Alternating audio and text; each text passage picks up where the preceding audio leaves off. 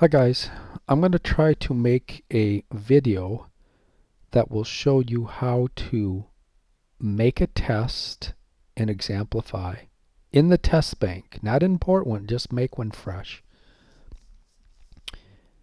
Duplicate the test so you can upload it to the students. Then have the students take the test, and then you open the test and see how they did, and then dump those answers into BrightSpace. So a tall order. So let's go. And this is really for my future self, because this is an incredibly complex program, and I'm kind of smart on it right now, and I probably won't be so smart on it by next quarter. All right. Step one is we have to make the test at the website called ExamSoft. And you can't just go to the ExamSoft website and log in. You have to have a special login. So talk to Dr. Nook or talk to the new Matt who's helping us out and get this link so you can log in, or you could copy it right from here. I think, yeah, you should be able to copy. Your login is exactly the same as your Palmer login information. Okay, copy that. Let's paste it up here. I have it bookmarked. All right, so home base. And the first thing you should know is how to always get back to home base. Click the ExamSoft logo here. That's home base. So you have a bunch of your courses which are input by Davenport. So if your courses aren't in there, we don't have control over this. But you have these test bank courses. And to my understanding, this is where all your questions will build and build and build with the passage of time. You put together your test in the test bank, but you can't give the test from your test bank. Once you put it together, you have to duplicate or make a copy of that test, and you upload it to something called your live courses, even though it doesn't say that. These are your live. This is a live course. These again have to be put in by Davenport. This quarter, even though I have all these classes, I have 5 classes, I only have one live class, because remember we signed up last quarter and they wanted us to do one class to kind of start experimenting with this stuff.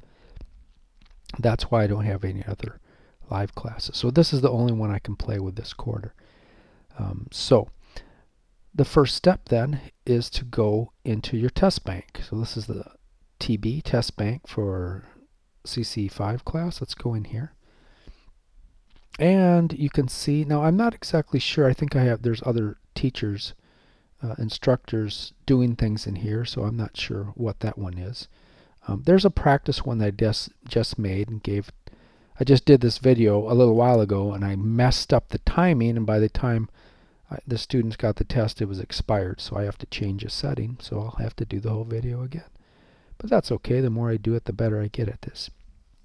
So we need to create a new test. So hit the create button. That's step one.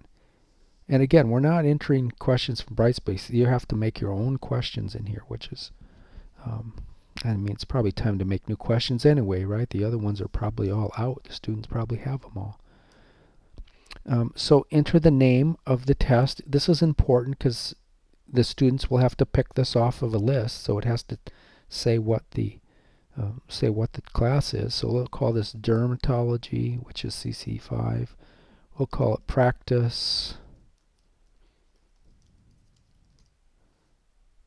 test. We'll call it practice test 2, because I just did practice test 1. That's the name of it. The admin, leave it blank. And you can watch the, 6 hours of training videos. It's more than 6 hours, and figure out what all. I'm just showing you how to do the very basics, the bare basics to get up and running.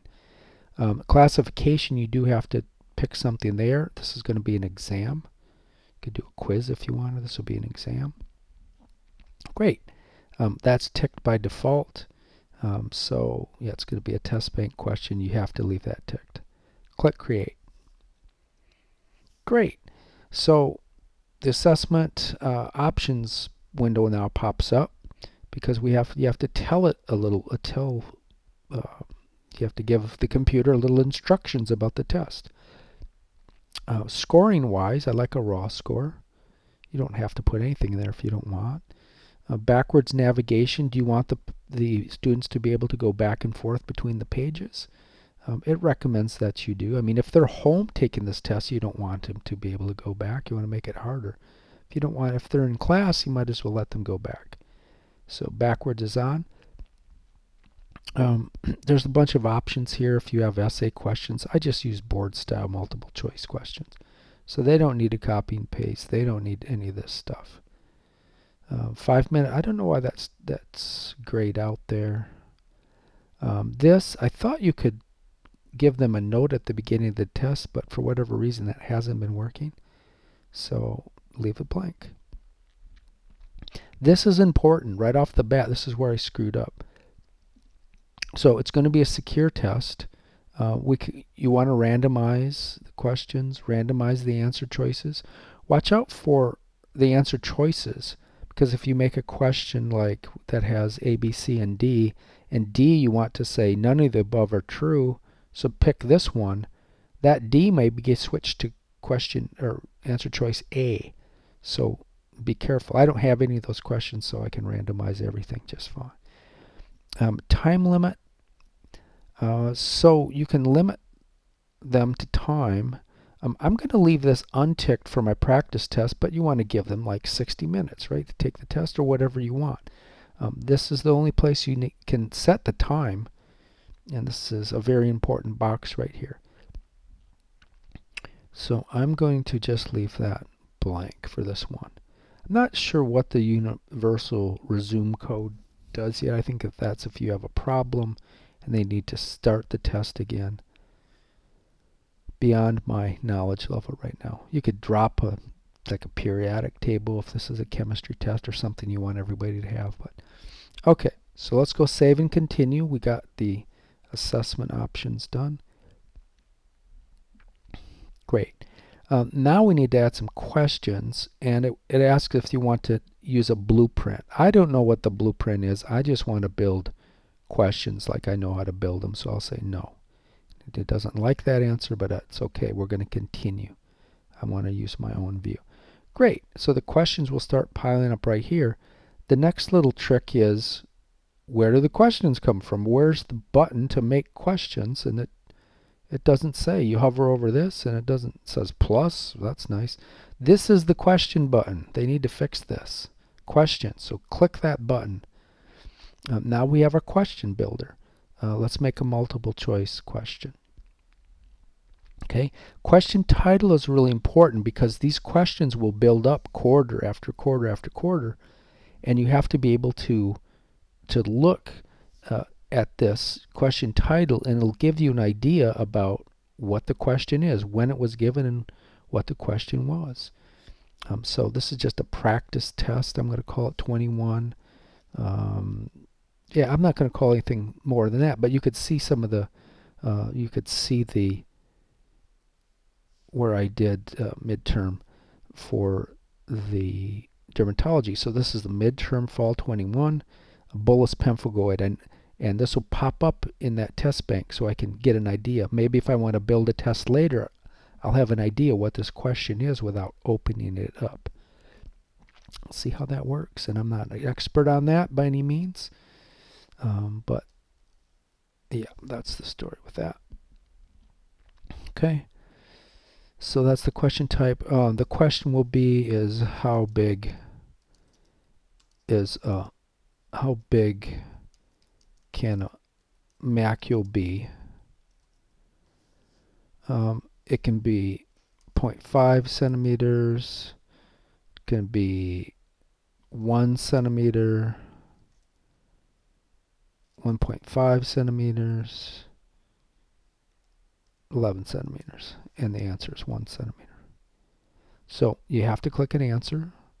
So click down 1. Great. We just did a question. Now there's other stuff here. We did a little bit on Faculty Institute Day, which, I mean, we got to learn to crawl before we can run, for goodness sakes. You can put a rationale of why you're doing this. You can put NBC part 1 and 2, and there's all sorts of ways you can categorize these. I just want to be able to crawl, so I'm not even going to worry about this stuff right now. So, got our question, hit save, and it's going to save the question. Yay, there's our first question. Let's do another one, because one time I did a question and it just disappeared. Let's do another multiple choice. Okay, let's make the question title again. That will be this practice thing again. But remember, make something in here, and so you can, by looking at this, you can tell a little bit about what the question is. Let's make another question. Okay, not the greatest question, but you get the idea. Skin a lesion that's bigger than the eraser of a number 2 pencil, which is actually 5 millimeters. Anything bigger than, well, that would be, let's leave that 0.1. That's definitely worrisome. A 10 millimeter lesion should be referred out. Okay, got that done. Great. We're not going to worry about the rationale or what part of the boards it goes through. The least of our worries. Got to learn to crawl. We're learning to crawl. Save. Hey, we got 2 questions. Okay, great. So you would keep building and building until you get your 20 or 30 questions or whatever you want to do, or 40 questions. And great. You can assign point values here. We'll just keep them at 1. You can still modify if you want to go back and modify. Click the pencil. We can go back and modify the question effect that, let's see. Oh, that's how big a macule can be. Okay, that's fine. Okay, great. So we're done. Let's click save and continue. So we were just at this tab, right? The build assessment tab. We did this already. We did the assess options. That's where you can put the time limit in here, which is important. And then the building assessment, we just built, this is where you build the questions. And then the post settings is where we are now. And now you can fill this out, but it's not going to make any difference from what I understand, because this is a test bank question or test that we built. And you can't, this is stuff for the actual real live test. So pretty sure you can leave this blank. In fact, if I try to add students here, this should be blank. So there's no students here. I was warned of this problem, and I knew that you had to copy the test into the live, but I accidentally copied the test back into the test bank, and I couldn't see my students. I had to call tech support. And yeah, big mess. So yeah, there's nothing more we need to do here. And it gets mad. That's okay. We're done with this. So let's go back to home base and see. Let's see. Well, let's go back here. Save and continue. And yeah, I don't think we can do anything in here. So I think we're done. So let's go back to home base, like I said before, and let's go back to we're in the test bank. We haven't, here's our live, this is our live class. This is our test bank class. Let's go back here and see what we can see. And there's our practice test 2. Great. Let's tick it. And let's open it up. Now we should have a more button up here. So this is the next part. Great. We have our test built. We need to duplicate it into the live class. This is the key step. We need to duplicate our test bank test that we made, and we need to send it into the live class so we can see our live students. There's no students in these test banks.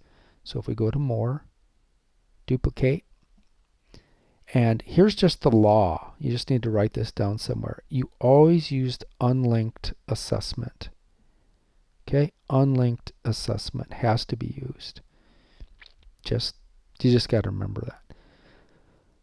And here's what I did the first time when I tried to do this. I said, oh great, let's when it says assign to a course, you're duplicating it. So it's better to say duplicate to a class or a course. But I got it to the wrong course here. Now, I just made another one of these videos, and I couldn't figure out why I couldn't see the live class. I had to call tech support again, and I found out that Davenport only signed me up for the CC5 class. My other classes, as I said, are not activated, so that's why they don't show up. But this class is active. So if I just type in, that's probably good, Cairo, it'll show the classes. So there's the test bank. Don't duplicate it back into the test bank, or you won't be able to see your students. You gotta duplicate it right there. There's my only live class. Notice there's no TB. There's no test bank. Right? Click on that. Great. So we're going to duplicate it into that live class. Wonderful. So it's duplicated. And we're back to these options again. It's just a copy. These should be exactly the same as we set before. There's everything we set. We've already done the build assessment. You want to add, I don't think you can add any more class. Maybe you can add questions in. You know, we can do that experiment. I don't want to mess things up though. It looks like you could add a question. That would be interesting. But let's go to post, because remember we got stuck here kind of because we couldn't see any students. But now we're going to see some students. Password, you should randomly generate this. The student won't be able to take the test till you give them the password at the start of the class. I'm going to make mine ridiculously simple because I'm learning to crawl. Password 1. Okay, and there's some rules for the password. It has to have a number in it.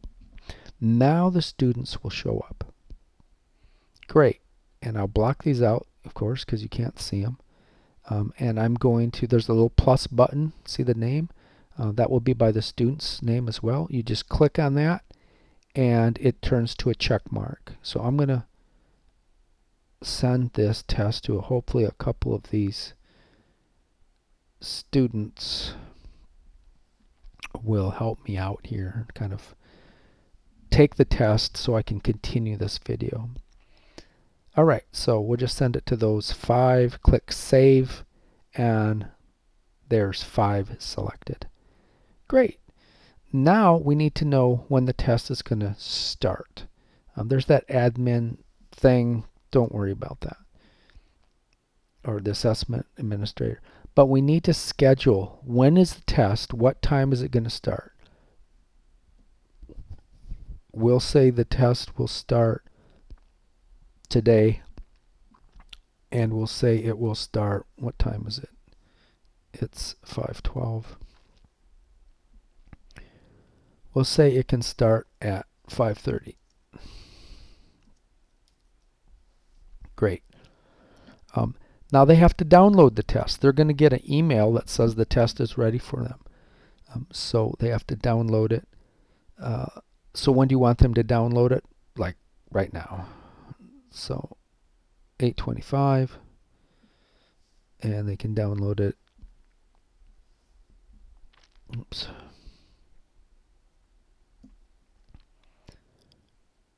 They can download it right away. They can download it at 5:25 p.m.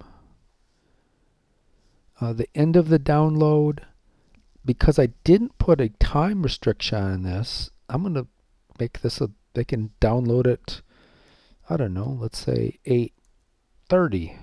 Oh, I don't want to wait that long. Let's go 8:27, 2021 at 5 p.m. Okay, that's the end of the download. Upload deadline. That means that they have to upload their finished test to me, and we'll do the same. 8/27/2021. They have to upload it by, let's say 5:30. Right, so they have to do this by the 27th at 5:30. They get one try at downloading. Sometimes if things screw up, you might have to change that, I hear. But delete all the assessments. This will delete things off their computer, which is kind of weird. I'm gonna not worry about that. There's a big thing. Watch the video about ping and release, and there's a whole hour discussion about some of these stuff. But this is great for now. Okay, great. So we got our 5 students attached. We got a date, a start date. Remember, the time was on that other page. Now the finalize button. So this is the test. We set up the test. It's ready to go. It's got the questions. We built the questions. When you hit finalize, it's like printing a paper test. You can't make changes to it. They say you can, but I think you have to redo a lot of the test. So be careful, make sure everything is ready to go. So once I hit finalize, okay, so 5 of the 24 students are going to receive this assessment. They'll have 2 days to download the exam, starting today at 5. And there's no time limit on it, so great. Still, you can make changes if you want. No, we're ready to post, so we're printing it right now. They're going to get a message on their computer saying time to download. Great. So there it is. Where is it? Practice test 2. Okay, so that's all I can do right now. We can go back to home base and look at things though. If we go back to home base, let's see what our test bank looks like. There's our test bank. It's got our practice test 2 we just made. The test that they already took is gone from here because they already took that test, but I won't get into that. We'll wait till a new one comes back in here. And yeah, we can look at the questions again if we want, but we're still in the test bank, so all right, let's go back to home base. Let's look at the test we just made. So on the live test, and this is where the answers will come pouring into this live area right here. So they'll come pouring into this test. Right now we don't have anything. 7 minutes before they can start taking it. There's the password. It's too late to change any of this stuff, I think. I'm going to actually, well, I'll do that after I close. Maybe I'll select a few more so we can get this done. But yeah, I don't think you can change any of these things at this point. But I'm not sure about that. All right, so let's hope someone takes the test, and we'll continue the story when we get some data that pours in.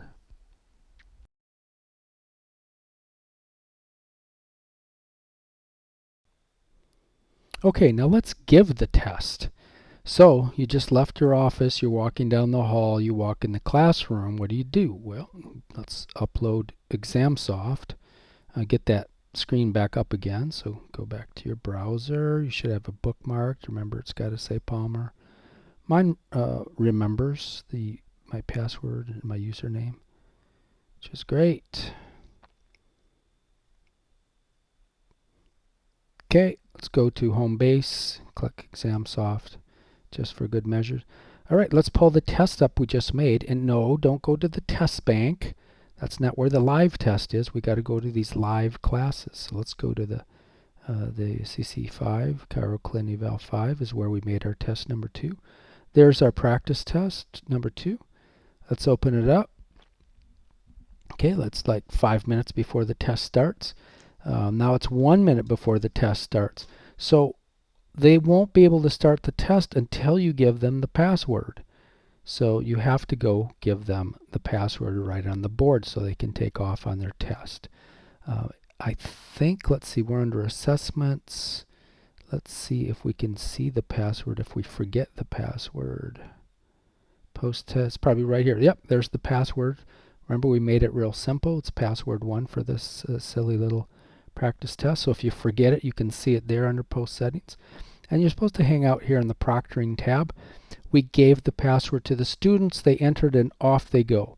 they're taking their test. And this is a 2-question test, so they're done pretty fast. If I go down, we can see some data here. We have 2 students these are the students who have downloaded the tests. And we have 2 students who actually completed the test and uploaded it. So we can see that they downloaded it on 8/25 at 6:33. They did the 2 questions. They uploaded it 6:36. And great, so now we have some data. And this test is long over. This was on Thursday or Friday, and it's Sunday now. So, and we can see up here we had 5 downloads. 5 students downloaded the test, but only 2 uploaded it. That means they completed the test.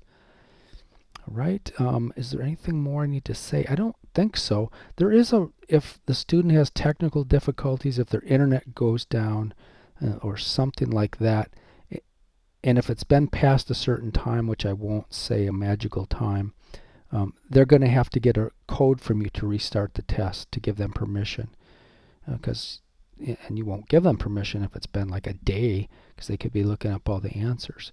So if it's been like a certain amount of minutes, ExamSoft will give them a code to email to you if they're online. If they're in the classroom, they'll just give it to you. But they still have to email it to you. Or they don't have to. You have to get their code, put it in here, click submit. You will get another code back that you give to them to allow them to start to take the test again. I know it's quite kind of tedious. But nevertheless, that's never happened to me. I just started using this myself, but that's what the continuation code is about. All right, so we're done with the test. The students are done. So now we're going to walk back to the classroom, close this down, and we're going to go analyze the data that we got from the students and see how they did. And then we're going to push those scores to BrightSpace. We're going to take that data and we're going to try to push it to BrightSpace.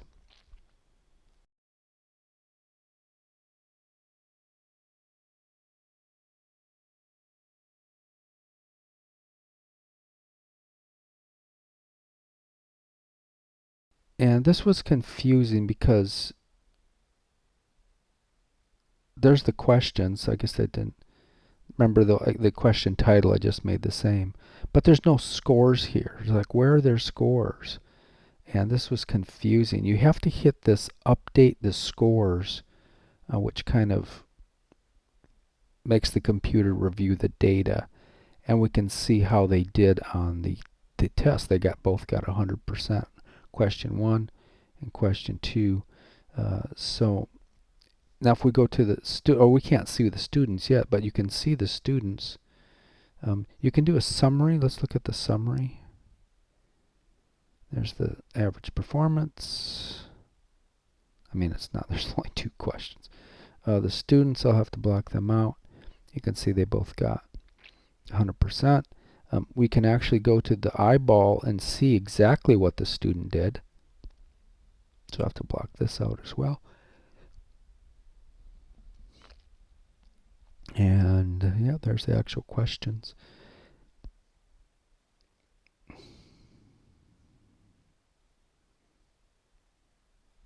Okay, let's go back to the report. All right, great. So when this is all done, and you can throw things out too by this section. You can review like what percentage of people missed a question, and if it's really bad, you can throw the question out, and you can make adjustments here.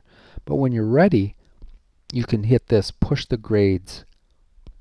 Hit that push the grades, and we can push them right into BrightSpace, assuming you have your columns all set up or your BrightSpace set up.